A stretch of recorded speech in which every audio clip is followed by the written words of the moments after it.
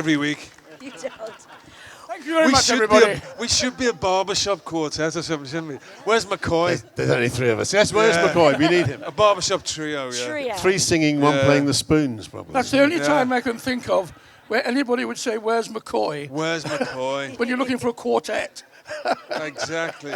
Well, if you guys are just joining us here, thank you for being here, and thank you all for being here, coming to Newcastle. I'm going to ask a couple questions, and then it'll be your time to shine, so get your questions ready, please. But gentlemen, how have you been enjoying Comic-Con Northeast? It's the first time we've been here with Monopoly Events, but we'll start with you, Mr. Baker. How has today been going for you? It's been very pleasant. You're all very nice. You've been very kind. I always love coming to Newcastle. I've worked here a fair bit at the theatre here, and at Theatre Royal, many occasions. Yes. And I like I've got friends in Newcastle. It's a good place. And your football team's not bad either. Yeah, it's been a good season for them, hasn't it? Yeah, brilliant. Finally. Yeah. Finally. Yeah, I've had a really nice day as well. Everyone's lovely. It's lovely. It reminds me of Liverpool. And I couldn't pay you a higher compliment. Liverpool's the same. It's a big hen do, isn't it? It's basically just one big. It is a hen do. You're right. do. Yeah. Yeah, it's slightly more frightening hen do in Newcastle. It is more frightening, yeah. They're a bit more imposing here, definitely. But you must have played at the Theatre Royal, both of you, in Newcastle. Yeah. When you go out the stage door after a show on a Friday night at about 10:30, that's a hen do out there. Yeah. No, you're right. That is scary. You take your life in your hands. Yes. What were you here with the RSC? Did you? I just remember being here. I remember being here He once. laughed. No, I was probably doing something. No, didn't the RSC used to come up here all the while? Death Trap or something. Okay. Yeah. Oh yes. Oh no. I've had a very. Who's your friend? Hello. Last night on the town, Newcastle. And I was having a very nice time this morning, but it was depressing how much it cheered me up when people said the weather's not that nice outside. Because I thought I was in this sort of dark, cavernous building, and everyone else was in the bright sunshine. And I was still okay. But then when people told me, actually, it's a bit grey out there, I thought, oh, fine. I'm very happy to be here. Good place to be, that's right. Well, guys, get those questions ready. But a quick question for me. What do you think it is about Doctor Who that spans so many generations and that's become such a global phenomenon? I mean, obviously there's, little ones and adults that love Doctor Who. What is it about it that you think makes it so special? Is it the escapism, the fantasy? Yeah, all of the above. Oh, yes.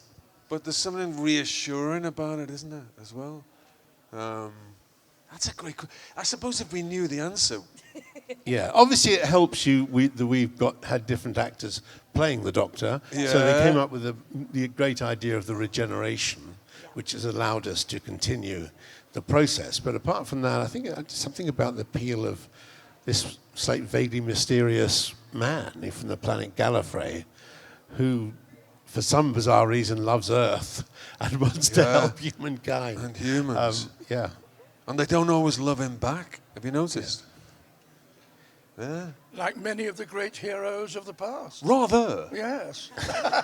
Yeah. It's true. Would you care to elaborate? Yeah. It's like all the great legends, of course, of the stranger who rides the Lone Ranger. Who was that masked man? Yeah, Yes, rides into town. We forgot to thank him. Solves all your problems and clears off, and you don't know who he is. There you go. It's that times 100. It's a trope. It's one of the 7 plots or something. It is, yeah. Yeah.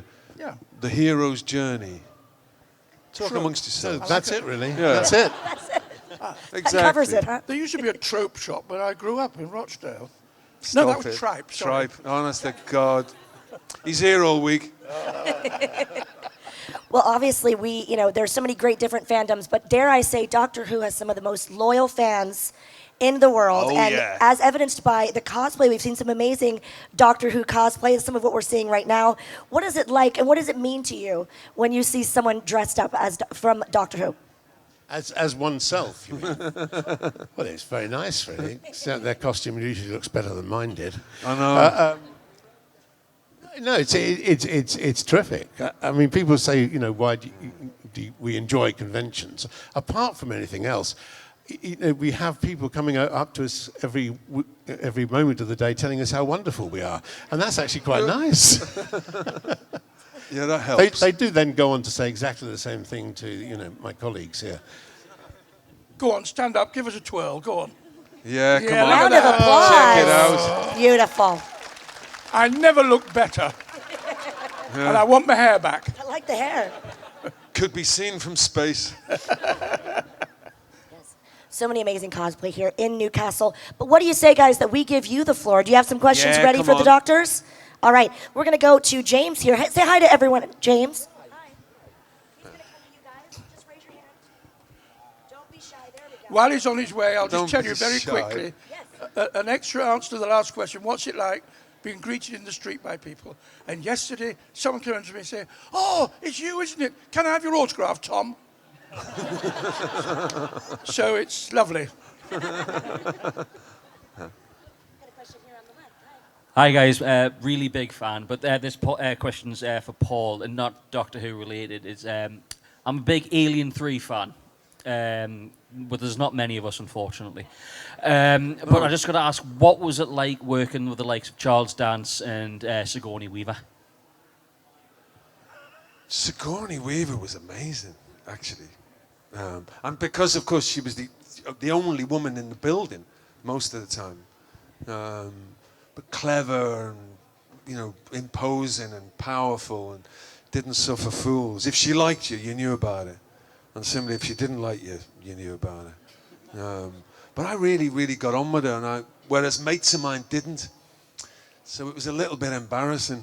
You know, like the likes of Ralph Brown and them, she didn't really like very much. But great to work with. Great to work with. Charlie Dance, he was like... he's a smoothie, isn't he? There's no way around it. He's a smoothie. He's a smoothie. He's what my mum and dad would have called a smoothie. You know, I probably should have learned to be a smoothie myself, shouldn't I? Never too late. Isn't it? Okay, yeah. Because he did okay by it, didn't he, really? Yeah, but there's smooth and there's Liverpool smooth. There's Liverpool smooth, Liverpool smooth That's is- like crunchy peanut butter, isn't it? Yeah, Liverpool smooth. No, it was... but you know who I remember most working at was Brian Glover. Ah, yes. Yeah. Now he taught me a thing or two. Anyway, next time I see you, I'll tell you some stories about him. Yeah. He was in one of my Doctor Who's. He was wonderful. He was fantastic. Did a whole series with him. Yeah. Campion. Yeah. A great brilliant. actor, really. Anyway, happy days. Next. Hi. Isn't it nice having a mic in your hand? Yeah. Feeling the power. For Paul. Hello. Do you think you had a different experience, like doing a film rather than a series of Doctor Who? And would you have liked to do a series as well? Yeah, I mean, by definition, what I did or what we did in '96 was a TV pilot. You know, so the idea was to try and get a series made. It didn't happen, so you could say the pilot failed, and it was disappointing. That said, sometimes you've got to be careful what you wish for. Had we gone to series and a series been made in the 90s, maybe not... Well, now we wouldn't be talking about well, we still would have been talking about David Tennant. He would have done something else, but you know, but he wouldn't have played the Doctor, and Matt Smith wouldn't have played the Doctor. So, you know, sometimes things are meant to happen the way they happen. But we were disappointed at the time. But in a way, I think it was the right thing to happen. The world would have been slightly different. Anyway, yeah. More. Tennant would have still been king of the world, wouldn't he? Whatever. You couldn't. He'd have turned up somewhere. He'd have turned up somewhere. Matt Smith would have been playing for Nottingham Forest now, wouldn't he? Instead, Yeah, Wasn't probably. He was a player, wasn't Yeah, he? he A was. football player. Yeah. Hi, so I'm a huge fan, and are I was you? introduced to this Oh, hello. by my dad, who was a huge fan right from series 1. But I just want to think, like, there's been so many episodes, like, where all of you guys are all playing the Doctor at once. What's it like on set? Like, is it incredibly serious, all of you together, or is it just an absolute great big laugh? Who's going to tell her? I don't think we have done that. No, We've all been playing the Doctor together well, on screen. it's even worse. What ends up They get us looking in on one by screen- one. What ends up looking like we're all together, very often we weren't. because getting availability for all the actors you want to be in a Yeah. particular scene with all of us is tricky. Is it Power of the Doctor? You talking about? I think we haven't been in anything Well, else. there's the Five have we? Doctors. Five-ish you Doctors, did. yeah, that's No, the the Five Doctors. Five Doctors, The one you did before I Yeah. joined. right. But Well, I think that she's was talking about with- us all being in it, isn't she? Oh, all of other us. doctors. Oh, just doctors, multiple Yes. doctors. Yes. Right. You did Five Doctors. I did do Five Doctors, And I yes. did Two Doctors. He did One Doctor. You did one Doctor. One, yeah. Well, no, you had McCoy. yeah. You had McCoy. Right. Well, yeah. Yes. But mostly, for the most part, It's very rare that you all get the chance to be with each other. Yeah. When we did the Five-ish Doctors, that joy that we managed to put Yeah. together to stick on the end of Matt Smith's box set, I think. Yeah, it was on box set, yeah. I have to say, of all the Doctor Who stuff, related stuff I've ever been in, the only thing I've watched more than I had to, i.e. the first time it went out, and then to do the Blu-ray extras, Yeah. is Five-ish Doctors, Yeah, which that's I've nice. seen about 5 times and still makes me laugh. yeah. And I happily say that's the most fun I've ever had doing something Doctor Who related. And that wasn't canon, really, was it? Well, it was just like we had actual scenes together, didn't we? Yes. We know. Yeah. Well, we only had one in the conference room, but it was fun. It was, Yeah. great It was the to do. best thing about the 50th. I think it probably was. It was. Well, it was if he says perfectly- so himself. It was perfectly timed, though, because it came after, if you remember, it came after that terrible thing that was at 10 o'clock, where it was hosted yes. by, I don't know who. Yeah, and it was just nonsense. The whole program was nonsense. yeah. And they asked stupid questions of the They companions. went to some pop group Yeah, there was a pop group in LA, and who then weren't the slightest bit it interested. wasn't timed. It wasn't interested at all. No, and then I think everyone was feeling really depressed when that finished. And then they said the red button thing was on, and then suddenly I think it was most perfect bit of timing. Yes, it was. More of that, I reckon. Didn't really answer your question at all, there, No. really. But I'm sorry about that. One of these days, we will all get into a room together. I think yes. Like I you think say. the answer is it would be nice to do that more often Yeah. than we actually have. It would be great. Oh, hi there. Oh, Up there. hi there. You mentioned the Five-ish Doctors reboot for the 50th. I'm just wondering, would you three, as well as Sylvester McCoy, ever want to do an actual series yourself? Because you worked so beautifully together as characters. You the Three Stooges sort of thing. Yeah, it was- But I just thought it was absolutely brilliant, and I just think it would be lovely to have a series, even if it's not Doctor Who related. oh just yeah, a series three, about three old you- blokes in a care home. Yes, good idea. It's a That's a good idea. That is a good idea. It's a bit like the son-in-law and what's his face. They do their twosome. What's that? What? David and Oh, stage, yes, that Oh, kind of thing, yes. yes. No, I did think that there should be a sort of old thing for retired Doctor Who's, an old care home Yeah. for old Doctor Oh, Who be in you, it. you know, like they did that Yeah. Dames thing with Judy Dench and Oh, Maggie that's Smith. right, yeah, they We did. should do one of them. Yeah, that would be good. Some old boys. You So know, maybe like- it's got life in it, yeah, who knows? Watch this space. Yeah, watch this space. demand it. Yes. Write to them and demand Right to the it. authorities. We'll do it. Write to them 5 times, they'll think you're 10,000 people. Yeah. Yeah. It will happen. Hello? Hello. Hi, my question's for Paul. All right. What was it like on Holby City? You know what? I found it really hard. It was like a proper job. No, it was. It was like a proper job. Like because you know they call them continuous dramas. You know the ones that just go on and on and on and on. And it was in the same building every morning. You go at the same time every morning. You clock in literally. It's like a factory job. And you clock out at 7. And it's great. I mean, it's great in one sense, and it was lovely. And I did a year on it. But it was spookily like a real job. Acting's not really a real job. And that's why I ran away to the circus and did acting. But this I don't know, I got like 6 months in thinking, I don't know how these people can do it. But while I was there, I had a laugh. Because the people that were on it, I had a few mates on it, that was just great, but it wasn't for me. It wasn't for me. Sorry to tell you, it wasn't for me. I just couldn't hack it. There you go. Dodgy doctors. Who'd play them? Who'd play them? Hey, this is a question for Peter. I was just wondering, like, I'm really fascinated by your whole appearance in Toast of London, and I just wanted to know the story behind that. The story behind it? Oh, you're there, yeah, Hey, sorry. Hi, sorry. I couldn't see you. The story behind it is that he's a Doctor Who fan, as many people in the... Matt Berry is a Doctor Who fan. Is he? Yeah, big Doctor Who fan. So he just thought it would be nice to draft in someone from the series, and I was lucky enough to be, probably available.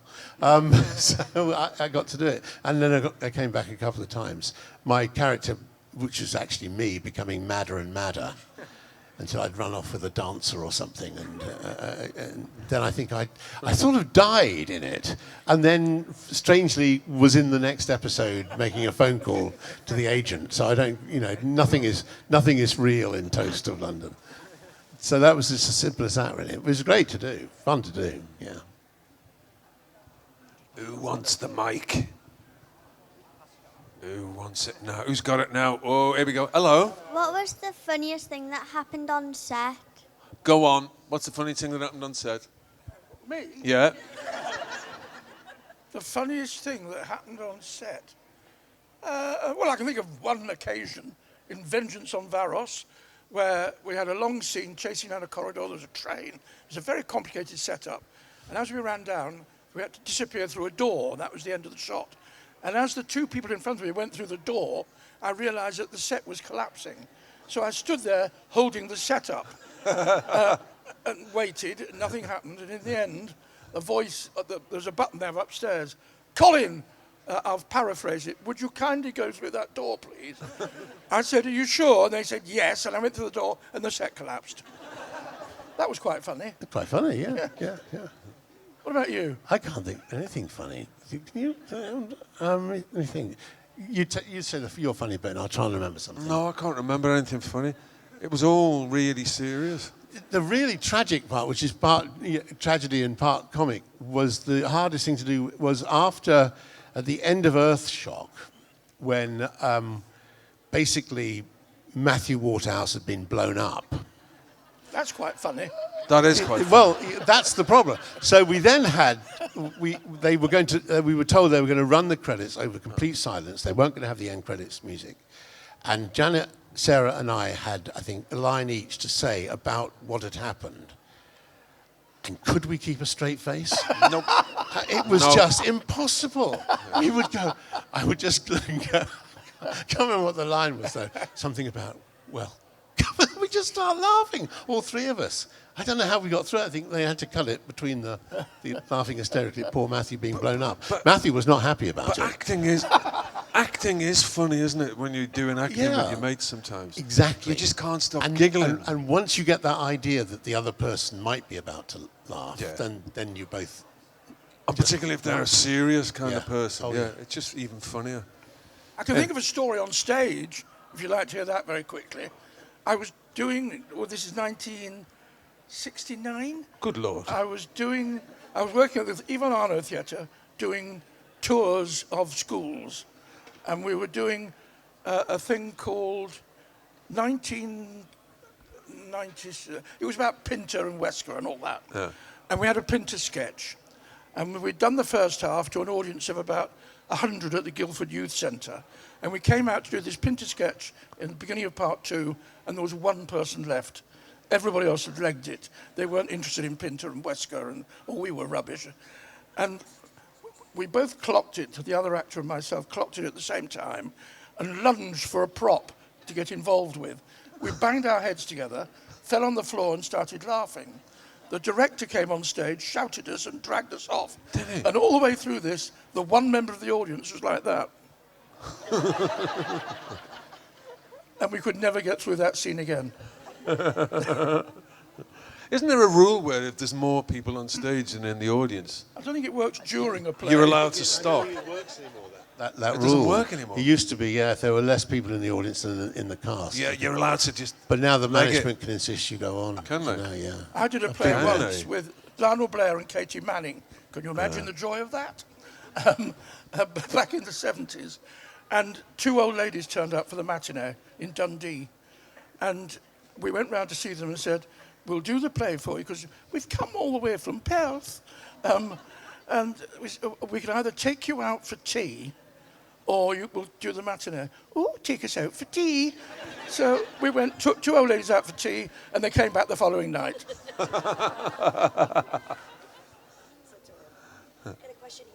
What is your favourite Doctor Who monster? Mine are the walking token dustbins that go like, exterminate. I think he means the Daleks. Should we tell him? Mine's got to be the Weeping Angel. Tell you, man, that's the perfect invention, isn't it? Like, it's so simple. Don't blink. So simple. I love that. Yeah, I like the silence as well. That's pretty yeah. Silence. Me too. I mean, That's a great. Stephen Moffat is really creepy, isn't he? He must Yeah. be. He just comes up with these really. He channels a lot of himself into these. He does, and I remember him these telling me things. once about the story he was about to write, which did happen. And he said, "What's about? It's about just a crack in the wall." And I thought, "Oh my God, that's terrifying." Yeah. He's a bit intense, isn't he? Yeah. The silence are the ones where you forget, as soon as you've gone, you it's forget just- you met them, yeah? Yes, yeah. I've forgotten. I can't remember. Yeah. Yeah, I think they're brilliant. Yes, I agree. Hi, this one's for Paul as well. Hang on, hang on. Can I just point out, that's 4 questions we've had for Paul, directly for Paul. Sorry, As to- lads. So it's Paul 4, me 1, Colin. I'm changing my name. Yeah. Oh, thank you. I think Tom? I'll call myself. Go on, son. I wrote it down because I forget what I'll say. If you call back to do, because you obviously only did the TV film, so if you were asked to do a spin-off, would you prefer to play like Ace from like the movie type, like where you're enthusiastic, or would you go down more like the Time War, like where he's like going towards That's the a Time great question. From naive to like world weary. I think I'd go for the Time War. I just think I would. That's me instinct. Because there's only so much you can do with naive. You know what I mean? There's only so much you can spin it out. There's only so many adventures you can have while being naive, without becoming, anyway, a bit long in the tooth like me. Nah, definitely Time War. Time War style. Every time. That's a great question. Hi. Hiya. I was just wondering, who is your favourite companion? And for you, Paul, if you could work with any other companion, who would you work with? Ace. Gotta be Ace. Yeah, I'm a bit jealous. Whoever gets to work with Ace, I'm a bit jealous of, definitely. But my own favourite companions, because mostly I've done the big finish. The 8th has lived on audios. I'll probably get myself battered for saying this, but Sheridan Smith. Working with Sheridan Smith. She's just fantastic. Anyway, she knows that. So does everybody else by now as well. Who's yours, mate? My favourite. I always thought Rose. Rose. Yeah. Genius. Leela of the 17. Fur bikini. Yeah. Louise Jameson. Yeah. I love her. Well, she's a mate. We chat a lot. You can love your mates. Yeah, I know. But I liked her. You can love your mates. I liked her. You liked character. her. You liked her oeuvre. You love her character. You love her métier. Yeah. I loved her and her Yeah. And character. Fur bikini. Yeah. Yes. Yeah. Yeah. I love her oeuvre. I love her oeuvre. We play Wordle together every day. You know what I mean? We do. This is how glamorous showbiz is, folks. This is how non-stop. And Peter Purvis. He Oh, does yeah. too. He joins in. Does he? He'd be a good companion too. Good man. Hello. If you could take one last trip in the TARDIS, where would you go? Where would I go? Back to the beginning of today, so I could live it all over again. Marvelous. This is the diplomatic corps. Where would I go? Corfu. Where would you go? 1920s. You mean place or time? 1920s. Place and time. Because it was the Roaring Twenties. They just survived the Great War, obviously, and then the pandemic. And they were having a lot of fun, and I just wonder why we're not. So, yeah.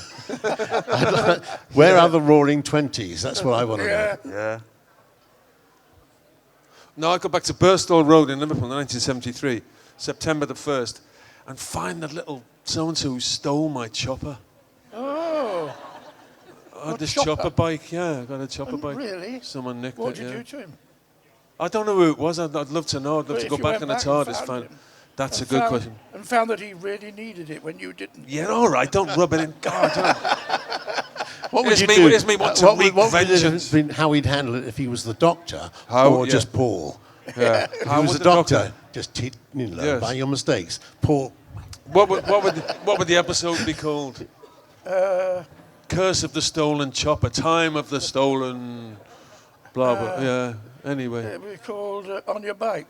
It would. It would. Anyway.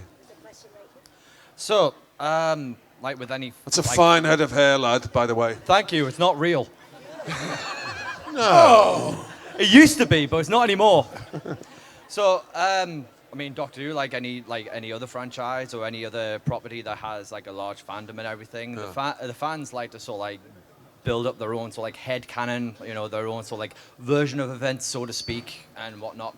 And Doctor Who being on for so long, it's changed hands so many times, not just the character, but the production team behind it. And there are like certain like inconsistencies that develop into sort of like headcanons.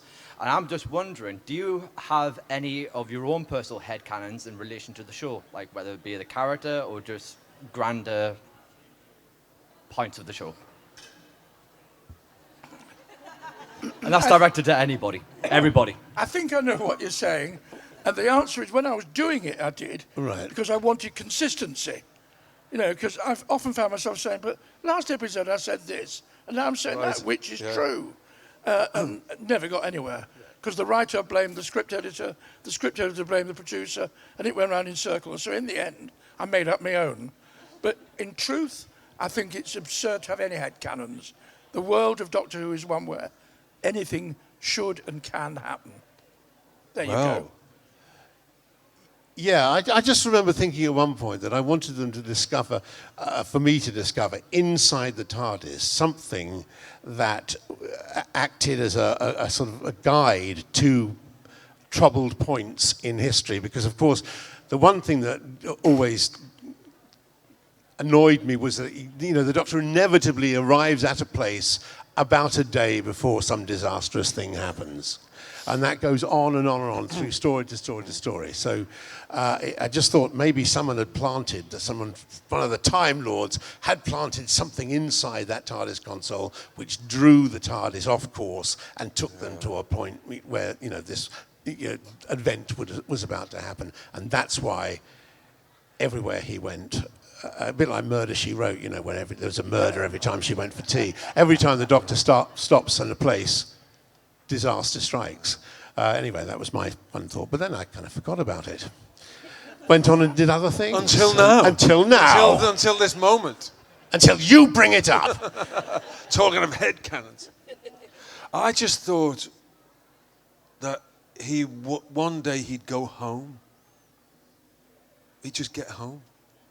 And the final episode, isn't it? Yeah, because when I was first doing it, I was struck by that he's in exile, maybe self-imposed exile or something. I was taken with, even when I was a kid, taken with the idea that he's a long way from home and can't go back. But that was just what I thought, and I still do. Something he might get back. He might be able to go home.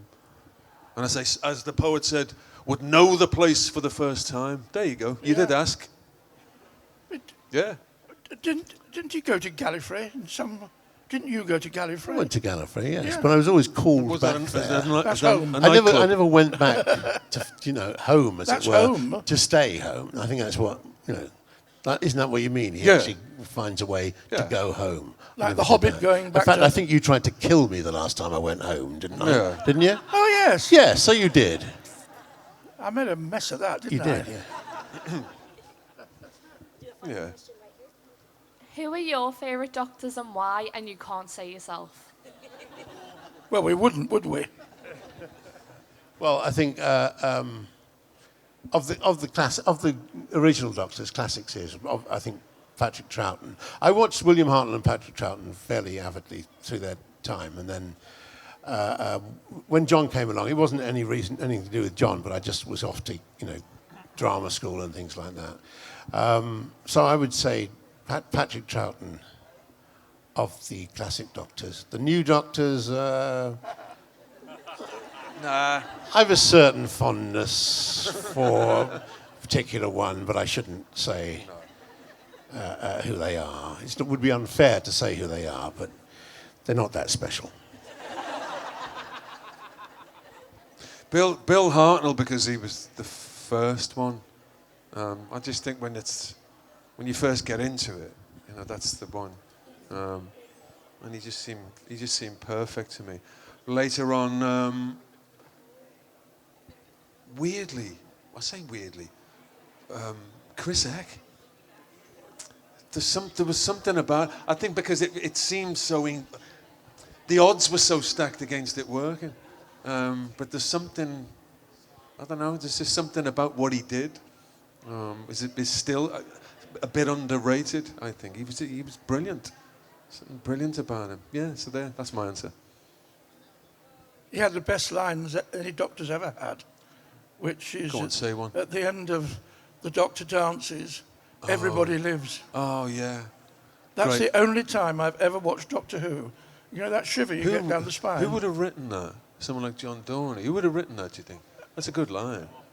Who was it? Russell. It would be Russell. Would Russell have written It was that? Russell. Yeah. It was The Empty Child and The Doctor Dances. God, that one with the gas mask. Russell's always cleverer than you think he is, isn't he? Yeah. He's always, No, he's brilliant, genius. but he is But a it TV just- genius. Even when I said it just then, Yeah. I got that thing down the spine. You can tell, can't you, the way he just did that?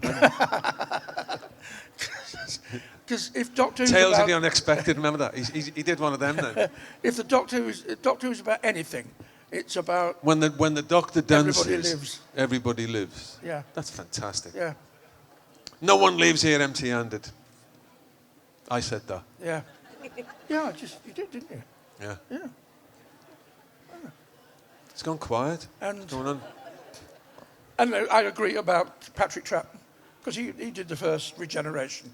Yeah. If he hadn't, because that was, we used If he hadn't, to it if he now. hadn't pulled that off, If he we hadn't wouldn't done be that here. as Definitely. brilliantly as he did, there'd be a lot of empty seats Yeah. there now. And here, I know, yeah. Or we'd have been talking about something. we'd have to completely work for a living. Yeah. Oh, no. Well, gentlemen, you've been amazing, and we so appreciate your stories and your insight. We do have to wrap things up, so any final words from you? We'll start with you, Mr. Baker, for your fans here in Newcastle. Final words. I love it. Final every words. time's a difficult She doesn't one. literally mean We'll start final with words. you, No, no. Baker. Colin, Just it's for fine. today. Just close us out. What, like Spike Milligan's final words on his gravestone? Yeah. I told you I was ill. Yeah, I told you. Not just going, well, bye, I guess we're done. So I'd love for you guys We've just been show doing your this appreciation. now for Eons. 40 years. I've been going to conventions, and every time it's the same story. It is remarkable that there are still people like yourselves who are prepared to give up a Sunday afternoon in May to come and reminisce about something that we did all those years ago. So we owe you more than you owe us. This is Thank true. you. I concur. Yes. I think what's interesting about it is before, I shouldn't reveal this really, but before every panel, we stand off stage going, oh God, how are we going to fill this time? What are we going to say? And then suddenly it's over. We've done it. Yeah. So it's fantastic. Thank you. Thank you. Time flies when you're having fun. You guys are so much fun. Thank you so much, everybody, Safe for your journey great home, questions. everyone. Yes. And for all of the Doctor Who memories. Newcastle, please show your love and appreciation for the cast of Doctor Who. Colin, Peter, and Paul.